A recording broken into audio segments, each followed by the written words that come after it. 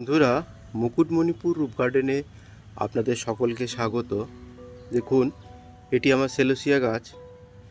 এটি অর্ধেক পর্যন্ত আমি মাটি ভরেছিলাম। 6 ইঞ্চি পটে আগে ছিল। 6 ইঞ্চির পরে কিছুদিন আগে, মোটামুটি 20 দিন আগে আমি এটা 10 ইঞ্চিতে ট্রান্সফার করেছি।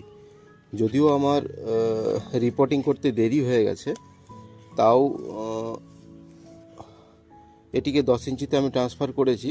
আজ 20 দিন পরে, যেহেতু অর্ধেকটা মাটি দিয়েছিলাম, 20 দিন পর দেখুন আরও আজকে সার আর মাটি চাপান দিলাম, মানে যেটাকে বলে চাপান সার। চাপান সার বলতে কি, এখানে দিয়েছি আমি, যেহেতু ফুল এসেছে, দেখুন এখানে লাল পটাশ দিয়েছি, ভার্মি কম্পোস্ট আর নিম খোলের গুঁড়ো আছে এখানে, আর অল্প সর্ষে খোল দিয়ে ওপরে মাটি দিয়ে দিয়েছি। দেখতে পেয়েছেন গাছটির গ্রোথ, প্রত্যেকটা ব্রাঞ্চ থেকে একটি একটি করে কুশি ছেড়েছে। এইগুলো বড় হবে আস্তে আস্তে। তো আজ এই পর্যন্তই। তাও একবার দেখিয়ে দিচ্ছি। আমি আগে দেখুন আমার ওই বড় সেলোসিয়াগুলো, ওই যে বড় সেলোসিয়াগুলো, ওইগুলো অনেক দিন আগে রিপোর্ট করেছি, যার জন্য ওইগুলো খুব তাড়াতাড়ি বড় হয়ে গেছে। দেখছেন কত সুন্দর লাগছে, ওগুলো খুব তাড়াতাড়ি বড় হয়ে গেছে, হাইট হয়ে গেছে। কিন্তু যেহেতু সময়ের অভাবে আমি এটা রিপোর্ট করতে পারিনি, 6 ইঞ্চির মধ্যেই ছিল অনেক দিন, যার জন্য এর হাইটটা বাড়তে পারেনি।